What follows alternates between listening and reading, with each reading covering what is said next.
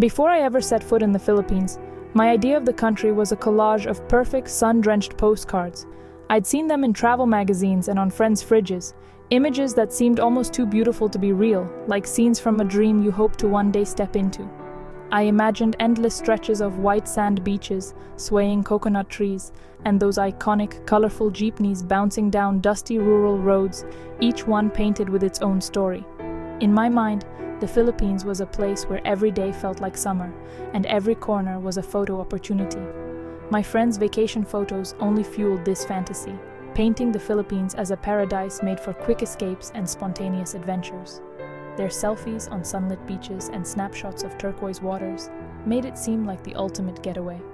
I craved a break from my daily routine, just a quiet beach, a good book, and the soothing sound of waves. I pictured myself unwinding in total silence, far from the noise and rush of everyday life. My plan was simple: see the famous sights, soak up the sun, get a tan, and collect a few souvenirs to remember it all by. I thought a week or two would be enough to experience what the country had to offer, but I never really considered the millions who called this place home, or the countless stories behind every smile I'd see. The people were just part of the background in my imagined postcard. I assumed English would be enough to get by, and that my journey was all about the places, not the people. I didn't realize how much I'd missed by not looking beyond the surface. I was naive, seeing only the glossy, picture-perfect version of the country. I thought I knew what to expect, but I was only scratching the surface of what the Philippines truly is. I was ready for the heat, the scenery, and the adventure, but I wasn't prepared for the warmth and generosity of the Filipino people, the real heart of the country. When my flight finally landed in Manila, the sensory overload hit me instantly. Thick, humid air, the constant buzz of city sounds, and a kind of organized chaos that was both overwhelming and exhilarating. It was nothing like the quiet postcard I'd imagined. I was about to learn that in the Philippines, you're never just a visitor for long. The real magic isn't just in the places you see, but in the people you meet and the connections you make along the way. My first real surprise came unexpectedly, and it would set the tone for the rest of my journey.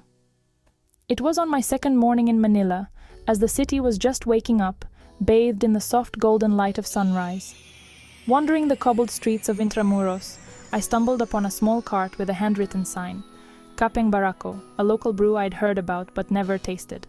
I approached, a little hesitant, expecting a simple transaction, maybe some broken English, a few gestures, and a quick cup of coffee. But the vendor, who introduced himself as Marco, surprised me. He looked me in the eye and asked, "Would you prefer it strong and black, or with milk and sugar?" His English was not just fluent, it was eloquent, almost lyrical. Each word seemed carefully chosen, his tone warm and inviting, as if he were reciting poetry. I was genuinely stunned. In that brief moment, all my assumptions about language barriers and hurried street exchanges were shattered. As he handed me the steaming cup, he smiled and said, "A cup of courage to start your day. Enjoy your walk through history." This wasn't just a transaction, it was a genuine moment of connection. A brief but meaningful encounter that felt almost magical. I realized, standing there, how little I truly knew about this place, and how much I had assumed before even arriving. The real beauty of Manila, I was beginning to see, wasn't just in its historic landscapes or ancient walls. It was in the people themselves, in the unexpected conversations that unfolded, and in the warmth that greeted me at every turn. There was a depth behind every simple smile, a story waiting to be told, and a kindness that ran deeper than I'd imagined. Marco's poetic words lingered with me long after I left, echoing in my mind as the first crack in my old perspective. In that moment, I realized I was beginning to see the Philippines and its people in a completely different light. As I explored Manila, I noticed something no postcard could capture: the atmosphere. People smiled at strangers, offered help, and shared laughter that spilled from open windows. Shopkeepers chatted, eager to share tips and stories. On crowded jeepneys, people made room for one more without hesitation. I learned the word kapwa, togetherness, a sense of shared identity. Even when I got lost, kindness found me. An elderly woman guided me, switching to perfect English when I looked confused. Her sampaguita garland's scent stayed with me all day. Here, community wasn't something you built, it was the default. Greetings were genuine, not forced. The smiles weren't just for tourists, they were a reflection of a culture built on connection. I was beginning to understand the true spirit of the city. Manila's warmth was everywhere, in every small act. My mornings at Marco's coffee cart became the highlight of my days. Our talk started simple: travel, coffee, daily life. I learned Kapeng Barako was bold, like the Filipino spirit. Marco, a literature student, shared poetry and stories of national heroes. Through him, I discovered a rich literary tradition I'd never known. He was curious about my life too, always finding connections between our worlds. One morning, sensing my homesickness, he said, "Sometimes, the farthest distance is in the heart, but a good conversation can make it smaller." Our friendship became a cornerstone of my trip. Marco wasn't just a vendor, he was a guide to a new way of thinking. He showed me that wisdom and eloquence could be found anywhere. Every person has a story worth hearing. Our daily chats were a masterclass in human connection. Over coffee, I learned more than I ever expected. 2 weeks in, the skies darkened. A typhoon was coming. I braced for chaos, but instead saw calm, organized preparation. Neighbors helped each other board up windows and shared supplies. Community centers opened as shelters, volunteers ready with food and water. Marco's cart disappeared. He was volunteering at a shelter. The spirit of Bayanihan, communal cooperation, was everywhere. The storm hit hard, wind howled, rain poured, power went out. But the darkness was filled with candlelight, singing, and families together. People moved through flooded streets with purpose, helping others. The next morning the city was battered but unbroken. Cleanup began immediately, everyone pitching in. There was laughter, determination, and resilience. Children played in puddles, defiant and joyful. The typhoon revealed the true strength of the Filipino people, caring for each other through the storm.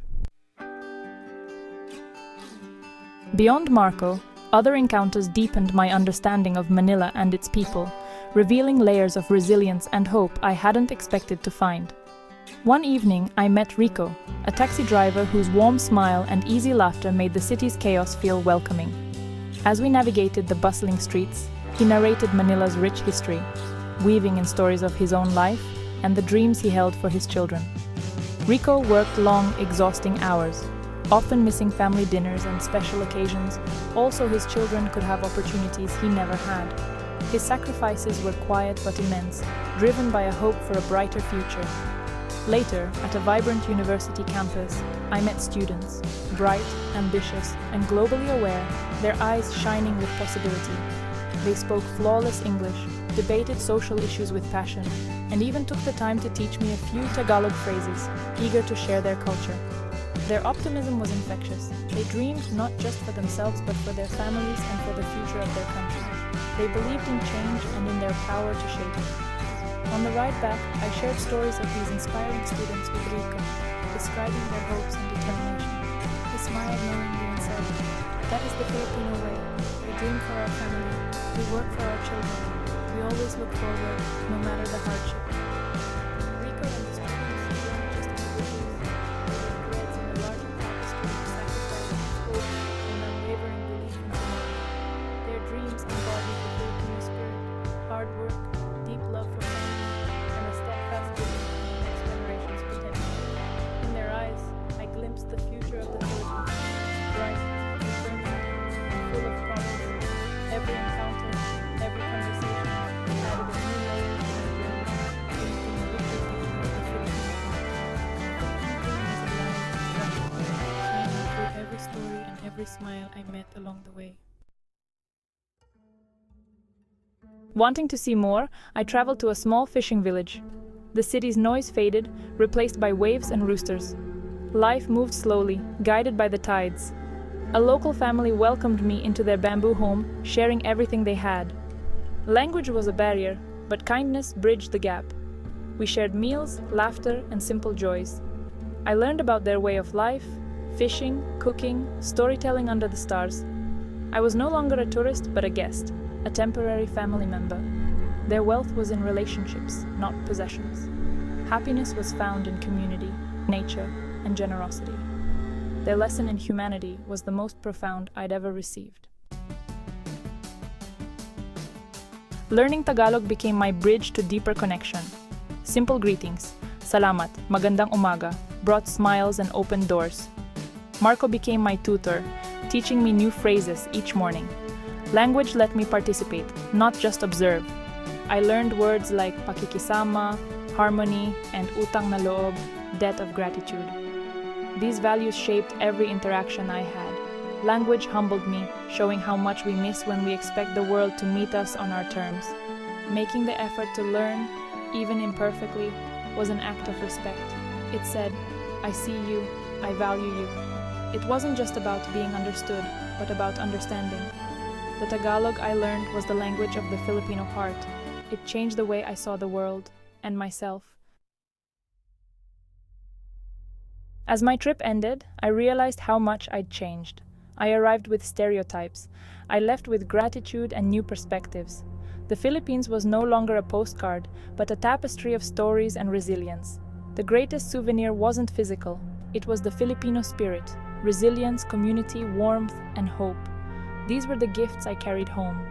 My experience changed how I travel and how I live. I learned to look beyond the surface, to seek connection, and to value every story. Kindness became my new currency. True strength was in helping others stand up again. Back home, I tried to practice what I learned. Smile more, listen deeper, face challenges with grace.